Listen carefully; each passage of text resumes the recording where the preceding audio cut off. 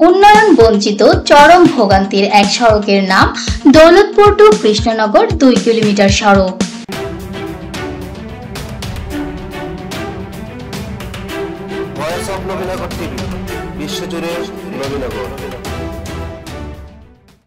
আপনি জানেন কি, জেলা শহরের সাথে একটা উপজেলার প্রধান সড়ক যুগের পর যুগ ধরে অবহেলিত। এমপি আসে এমপি যায়, কিন্তু এই সড়কের কাঙ্ক্ষিত সংস্কার রয়ে যায় অধরায়। জি, একদম ঠিক শুনেছেন। আমরা আজ আপনাদের দেখাবো এমন এক হতভাগা, হতশ্রী আর হাড় ভাঙা সড়ক, যে সড়ক নিয়ে যাত্রী এবং চালকদের এখন আর অভিযোগ জানানোর ইচ্ছাও মরে গেছে। এটি ব্রাহ্মণবাড়িয়া নবীনগর উপজেলার কৃষ্ণনগর ইউনিয়নের অন্তর্ভুক্ত চলমান আশুগঞ্জ নবীনগর মহাসড়কের দৌলতপুর টু কৃষ্ণনগর অংশের মাত্র 2 কিলোমিটার সড়ক।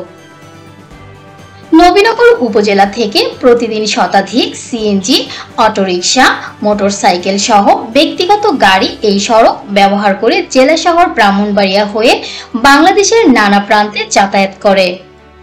দুর্ভাগ্যজনক হলেও সত্য, এত গুরুত্বপূর্ণ সড়ক হয়েও এটা ক্রমশ চলাচলের অযোগ্য হয়ে গেছে অনেক আগেই।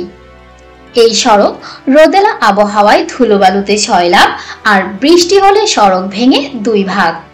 এ বিষয়ে অবশ্য বরাবরই সোচ্চার স্থানীয় চেয়ারম্যান মুফতি আমজাদ হোসেন আশরাফি, কিন্তু তিনি একজন দেশবরেণ্য বক্তা হয়েও বারবার নিজের অসহায় অবস্থা বর্ণনা করা ছাড়া তার পক্ষেও সড়কটির সংস্কার সম্ভব হয়নি।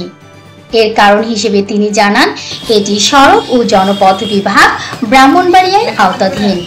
তাছাড়া বর্তমান এমপি ফয়জুর রহমান বাদলের হাত ধরে শতভাগ সড়ক যোগাযোগ স্থাপনের মহাপরিকল্পনার অংশবিশেষ আশুগঞ্জ নবীনগর মহাসড়কের কাজ স্থবির হয়ে পড়ায় সহসাই কাটছে না উক্ত সড়কের বেহাল দশা।